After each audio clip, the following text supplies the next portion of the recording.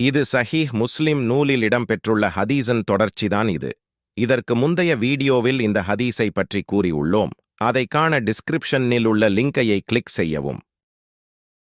அப்போது இறைவன், நானே உங்கள் இறைவன் என்று கூறுவான்.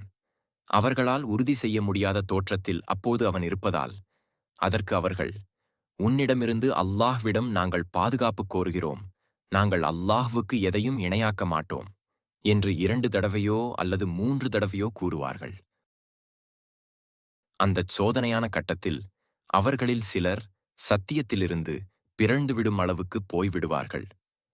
அப்போது இறைவன், அவனை இனங்கண்டு கொள்ள உங்களுக்கும் அவனுக்கும் இடையே ஏதேனும் அடையாளம் உண்டா என்று கேட்பான்.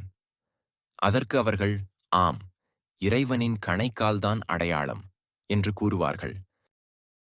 உடனே இறைவனின் கணைக்காலை விட்டும் திரை விலக்கப்படும். அப்போது உலகத்தில் மனப்பூர்வமாக அல்லாஹ்வுக்குச் சிரம்பணிந்து கொண்டிருந்தவர் யாரோ அவர் சிரம்பணிய இறைவன் அனுமதிப்பான். தற்காப்புக்காகவோ பாராட்டுக்காகவோ சிரம்பணிந்து கொண்டிருந்தவருடைய முதுகை நெடும் பலகையைப் போன்று ஒரே நீட்டெலும்பாக அல்லாஹ் ஆக்கிவிடுவான். அவர் சிரம்பணிய முற்படும் போதெல்லாம் மல்லாந்து விழுந்து விடுவார். அவரால் சிரம்பணிய முடியாது.